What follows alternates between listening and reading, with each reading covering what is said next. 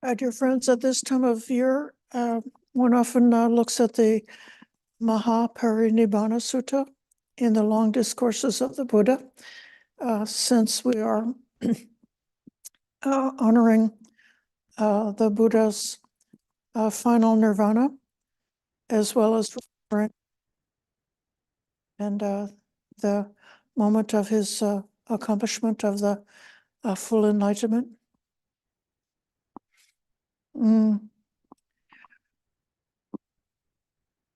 That sutta is a wonderful example of this encounter between the timeless, universal, ultimate Dhamma with that which is conditioned and historical.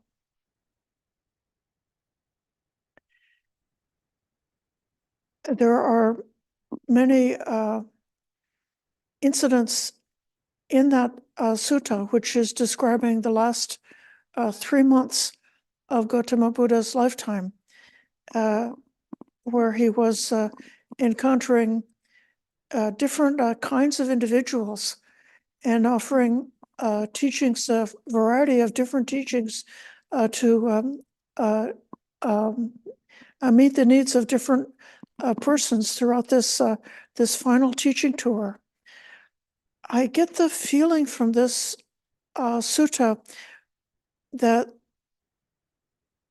the Buddha must have had something in mind about the heritage of how the teachings would be held, how they would be remembered, and how his disciples and the following generations could be able to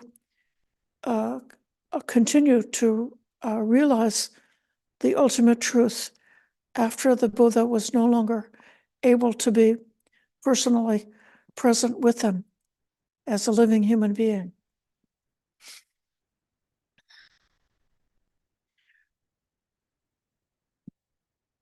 At the very beginning, there's a political situation of a conflict between the two kingdoms, and the Buddha gives a teaching about how a country couldn't last for a long time if they remember their traditions and don't easily give up their traditions. And then he draws the analogy to the Sangha and how the monastic Sangha can last for a long time if they meet frequently, meet in harmony, and remember and honor their the traditions that have been laid down before. Elsewhere, there's a teaching about the previous Sammasambuddhas and how some of them, the teachings lasted for a longer amount of time, and some of the previous Buddhas in different eras, the teachings had lasted for a shorter length of time. And the difference was that the ones that lasted for the longer amount of time had both the realization of the teaching about the true Dhamma and also the establishment of a Sangha with a developed Vinaya, the monastic precepts, which as long as the monastic Sangha followed those precepts, the Sangha would be able to last for a long time, and that would provide an opportunity and occasion for the sasana or the teachings to last for a long time. So in all of these cases, isn't it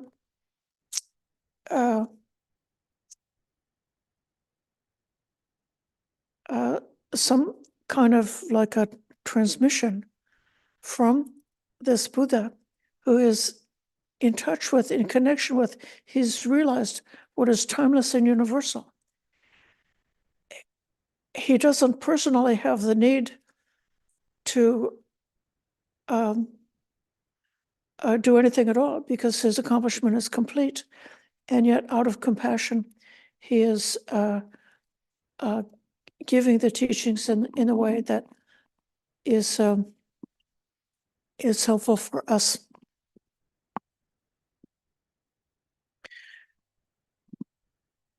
Another example of this this idea, this connection. You know, they say there's a Zen metaphor about two arrows meeting in midair, and how unusual that would be. So how unusual it is when there's this kind of like a crack in the universe, and the universe that humanity lives in, which is the conditioned universe, full of dukkha, filled with the cycle of birth and rebirth, and filled with all of the drives and cravings and motivations and actions that are keeping that cycle of rebirth going on and on, around and around, endlessly. And then this other reality, which is the beyond time, beyond conditions.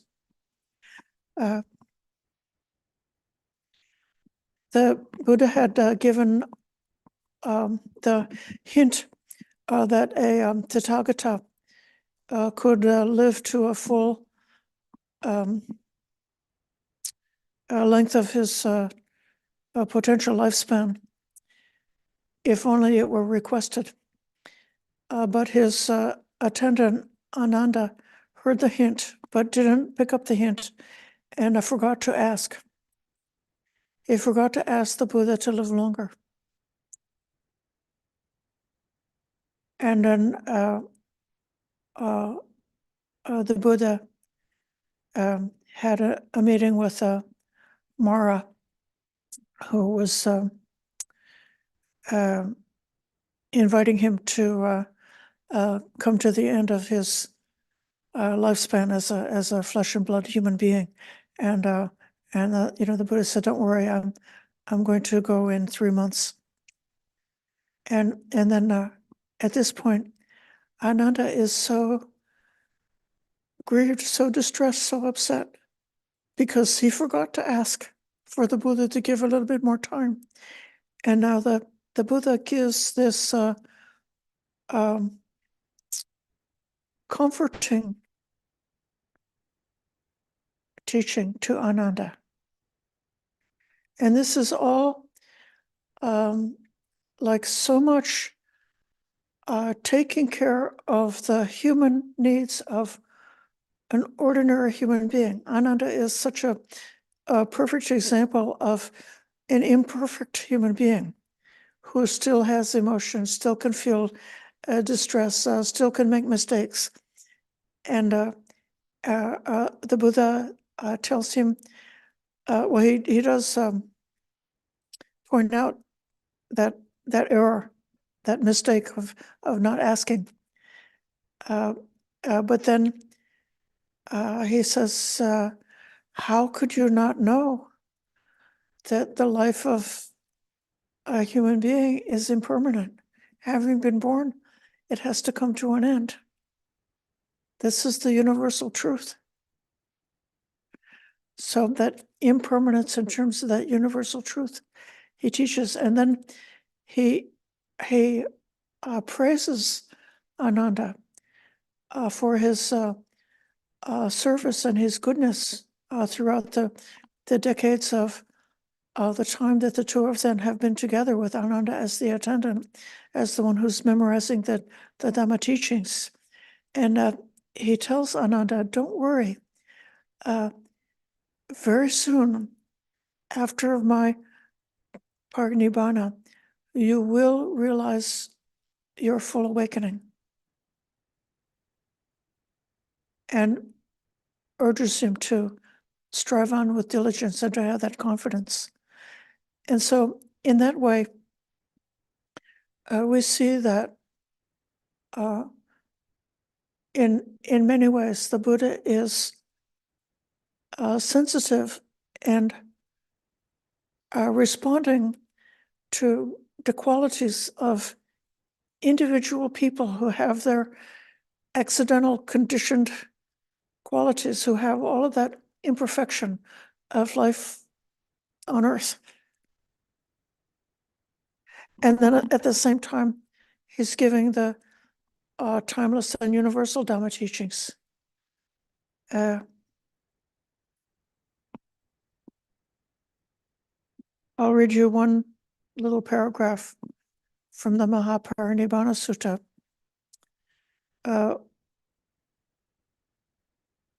This is one of the sermons that he gave.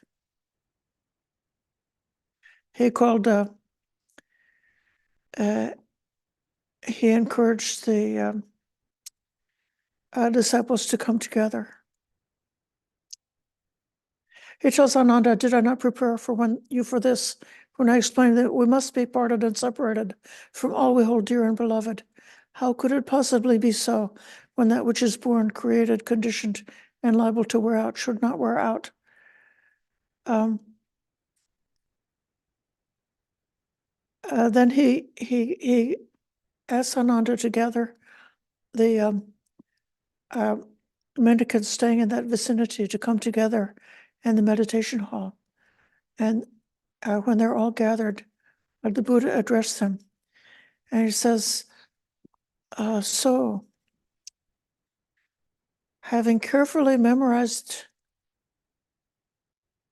these things that I have taught you from my direct knowledge, you should cultivate, develop, and make much of them so that this spiritual practice may last for a long time.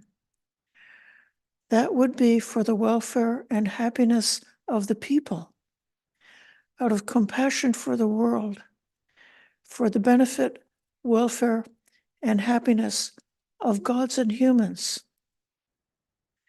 And what are these things I have taught from my direct knowledge? They are the 4 kinds of mindfulness meditation, the 4 right efforts, the 4 bases of psychic powers, the 5 faculties, the 5 powers, the 7 awakening factors, and the Noble Eightfold Path. These are the things I have taught you from my direct knowledge.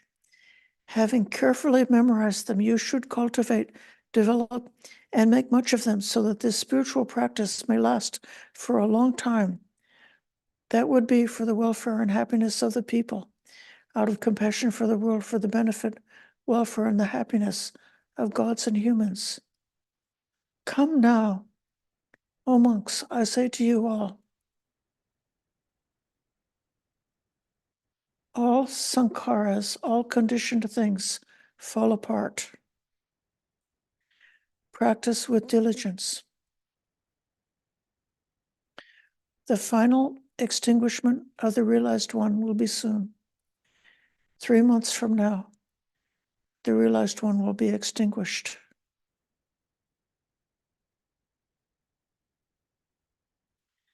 I've reached a ripe old age. Little of my life is left. Having given it up, I'll depart.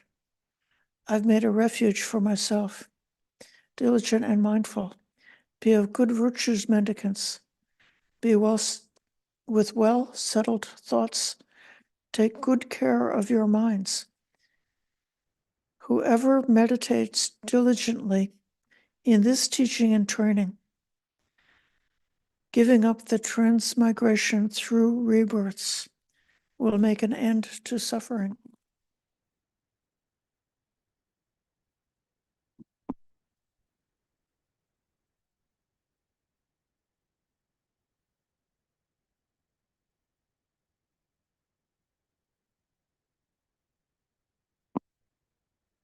In all the years that I think many of us have been practicing for more than 5 years, more than 10 years, perhaps more than 20 years. Perhaps some of us have been practicing for 30 years or 40 years. And as we go along, it may be that these different categories of the teachings come to be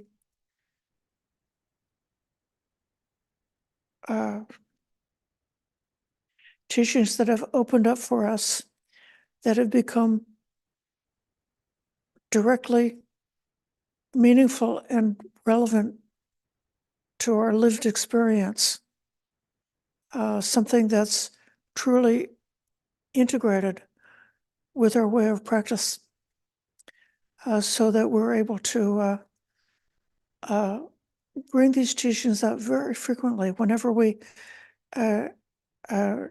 need a particular teaching in order to settle the mind, to come to a calm abiding, or to find a way to come out of any kind of confusion and find a space of clarity and insight to understand whatever situation arises, or understand how to cope with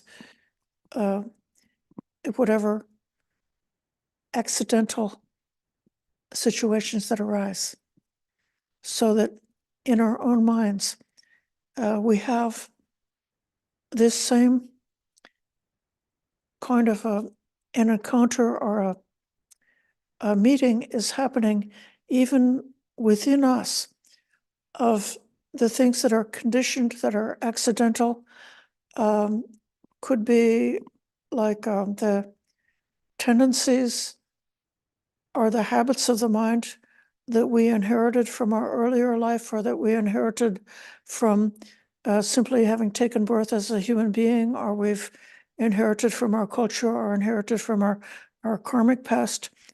So we have all of those tendencies. That's part of the accidental conditioned universe, part of aspects of dukkha for us, to have to continuously cope with these tendencies and to try to gradually purify them so that we can emerge to develop the aspects which are the useful factors of the path, finally bringing us towards the elements which are onward leading to greater insight, leading to greater peace, leading to greater calmness, enabling us to truly let go of clinging to anything which is part of samsara, part of this accidental conditioned world.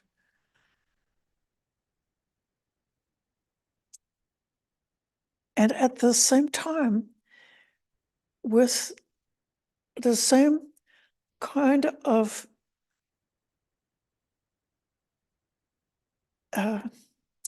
care as a teacher, the Buddha was a teacher who saw people, each person, for where they're at,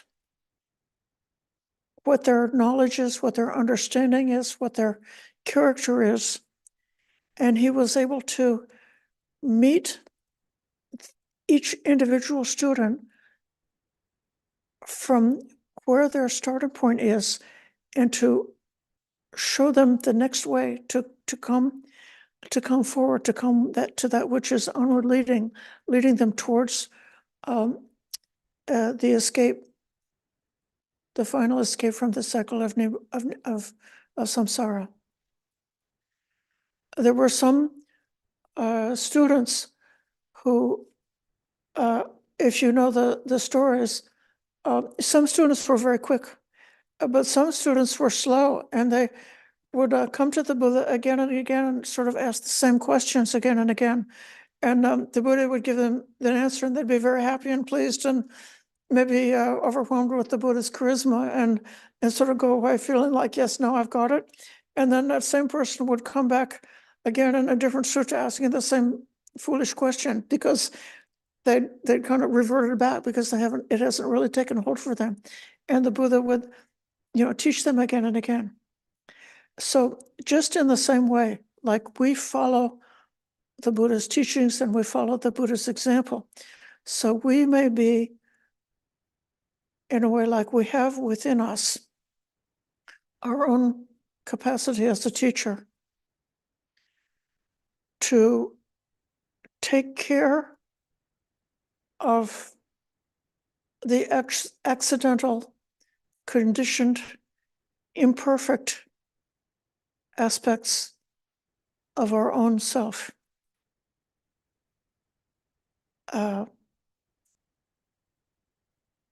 As long as we are not yet completed in the path, there can be the possibilities for grief and anxiety to arise, as we see with Ananda when he learned that the Buddha was going to go away in 3 months, and he was stunned and confused because of this. So there is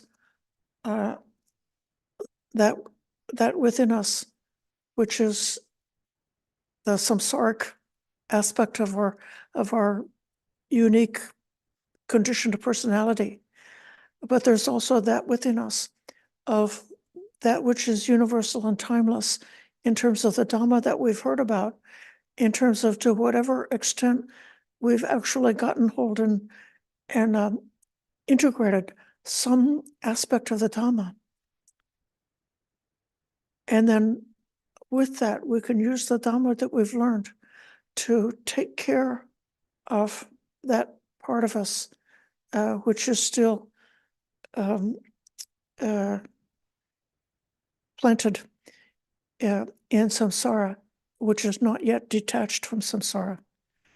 So we can be our own teacher, remembering about impermanence, about dukkha, about non-self, about the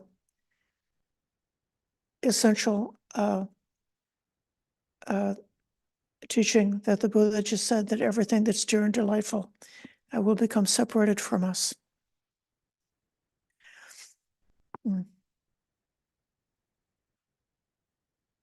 So this is my thought for this evening. This is not a very technical Dhamma talk, but more just an idea that the conditioned world, the accidental world, the historical world, the way that, like when I look around this monastery, or I look around all of you here, or I look around all the various people that I have the opportunity to encounter on a day-to-day basis, I can see everybody is on their own journey. Everybody is at their own point along their own journey. They've come so far as they've come. They've still got a ways to go. And they still need to kind of like take care of themselves to the extent there is that within them which is still trapped in samsara. They need to take care of the psychological needs that they have, their human psychological needs, whether it be for stability, for acceptance, for forgiveness, for recognition, for love, for contact. We take care of those things which are merely human, but those that circle of care is also within this framework of the timeless, universal, and the most profound teachings, which will enable us to, if we work the path, if we're aiming for the goal, to actually detach from that kind of human neediness to actually transcend and rise above.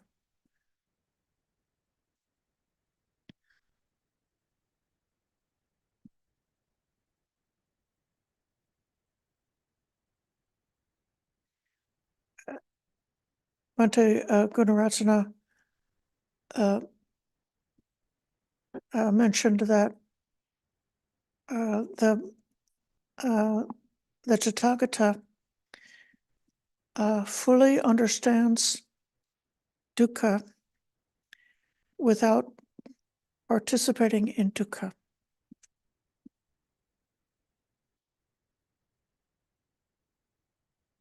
We may feel that in part we can understand dukkha without being trapped, touched, or tortured by dukkha in the same way as perhaps as we used to be.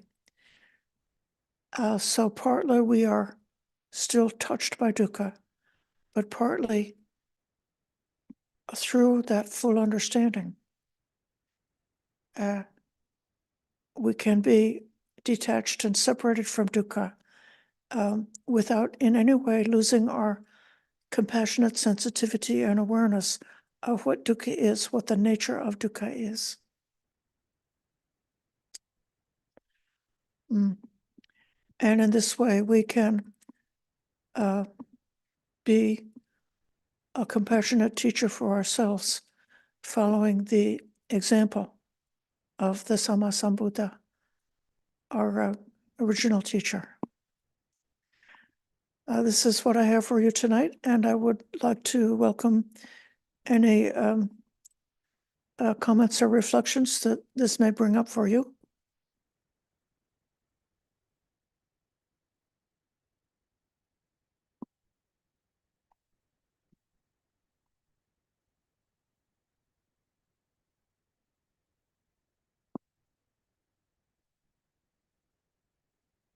Okay, Sheila. Good evening, Ayya. Thank you so much. The question that arises in my mind this evening is what distinguished, and perhaps it is the teachings, but what distinguished the Tathagata from all other Buddhas that came before him?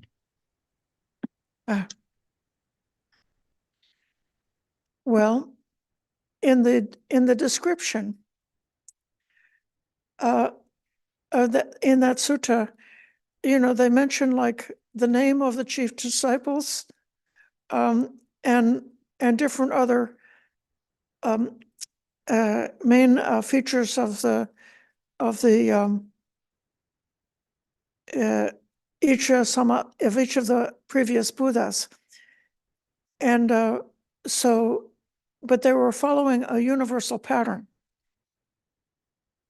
So it's actually more important that that which is similar and universal in the archetype of a Sammasambuddha. And the differences are somewhat incidental. But it is said that our Buddha did have an outstanding feature of teaching both the Dhamma and the Vinaya for the sake of the longevity of his teachings in the world. He wasn't the only Buddha to have done so, but that was something that's attributed to him. Thank you. A true visionary. Yeah, our Buddha is not, a unique once in the whole history of existence Buddha, but instead that every eon or so we can have a new Sammasambuddha to arise.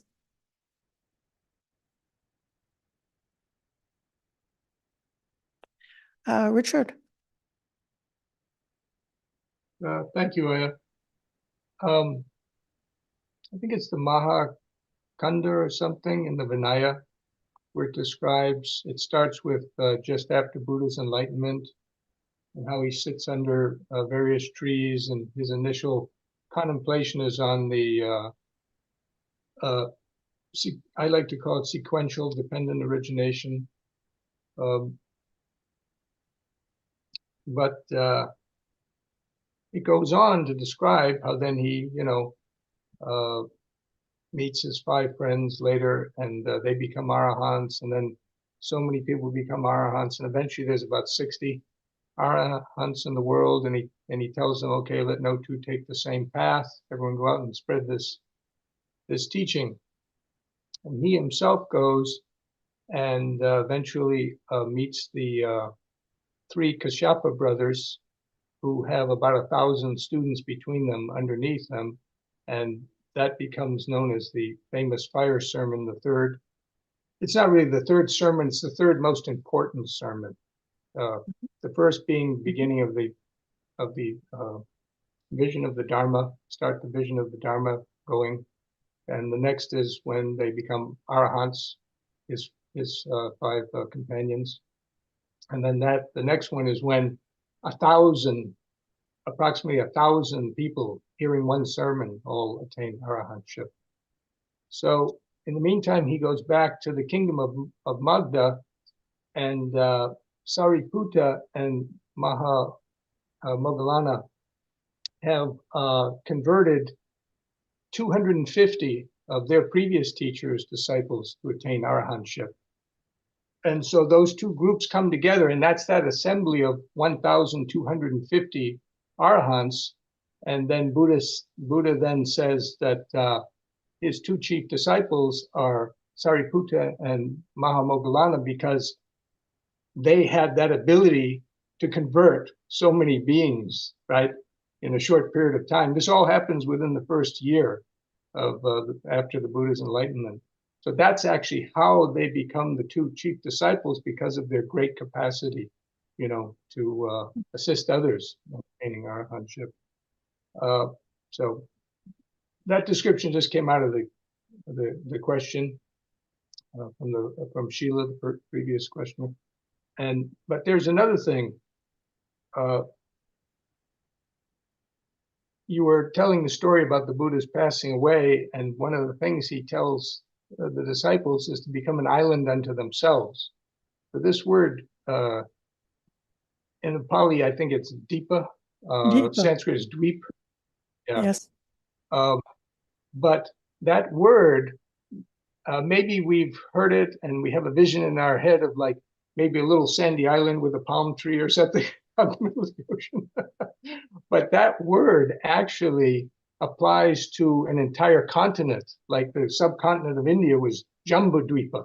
Okay, so my point is that don't think of Buddhism in this extremely limited way. Just like a giant continent like Jambudvipa is just full of so much wonder and variegatedness and everything. In the same way, attaining arahantship in the Buddha's teaching is going to be the most fantastic thing you could possibly imagine. It's not like some lonely little thing like on a deserted island or something under a palm tree. But anyway, that's just my view. But I just thought that hearing that might be encouraging to some people to continue striving. Anyway, thank you for listening. Okay, thank you.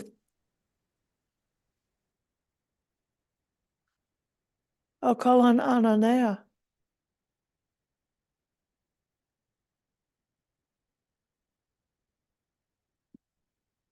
I just wanted to, bringing up the Parinibbana Sutta, I'm just always amazed about the absolutely limitless care and concern that the Buddha had for people. The people who invited him for a meal where he knew he would eat the mushrooms and that would be the cause of his demise. And so he eats the mushrooms and he's proceeding off with Ananda, and he's very, very, very ill. But he tells Ananda to take the remnants of that meal and bury them. So that no one could pin it on or, trace it back to the people who kindly served him and unwittingly that those mushrooms were poisoned or poisonous. And then each step as he approaches, it's there's always this incredible demonstration of caring. The person that literally at the last minute comes up to him and becomes an arahant right before the Buddha leaves. Subhadra. And then advising, just kept asking the assembled monks and people, if you have any questions, do you have anything remaining? Is there something else you would like to know? Up until the last breath, he was still so wanting to help whatever and wherever he could before he left in service to the Dhamma. So just add that. Thank you.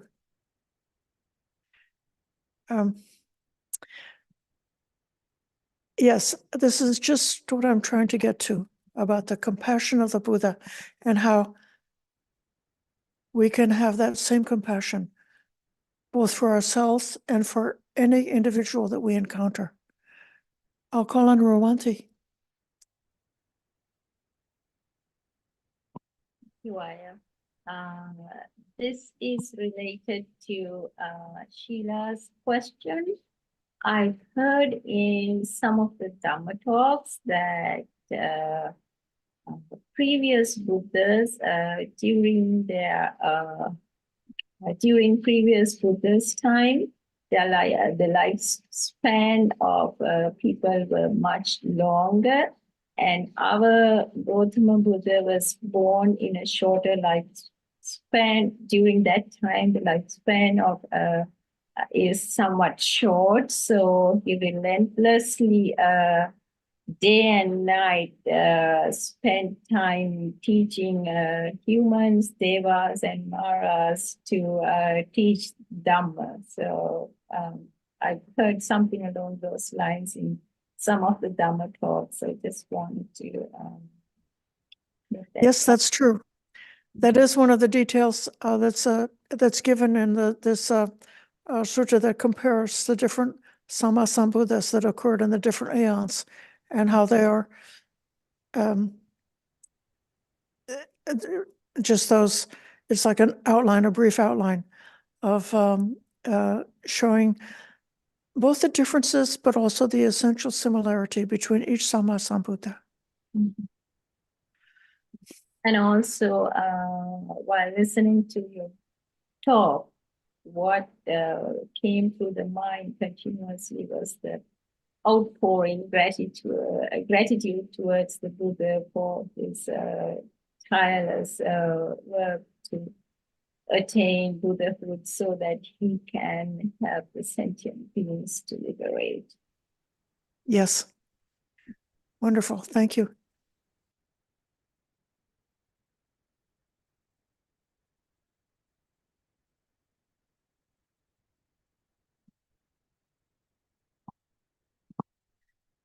Perhaps that may be enough for this evening. I hope that our practice together will continue to be helpful and beneficial for each one of us, and that we will also continue to strive with diligence and to keep our eye on the goal as well as we can understand it. And in this way, we create a little island right here in California. Perhaps when I visualize these islands, I remember my time in Florida when I was hiking in the marshland of the northern panhandle of California, where during the rainy season, you would have miles and miles and miles and miles that would be just like underwater. And then there would be a few lumps that would be just maybe 10 feet or 5 feet above the ground during the wet season. And then later on, when during the dry season you could walk, it would be like a vast plateau or a plain, a grassy plain that you could hike on. And then those small hills would be just a little bit different kind of trees and plantings that you would see instead of nothing but the grassland. And so just in that same way, to whatever extent those among us who have got a hold of the vision of the goal of our practice, who've got our eye on the goal, who've got the orientation to the potential of this practice, that's our island. We may be just a little bit above the water, but we have that island.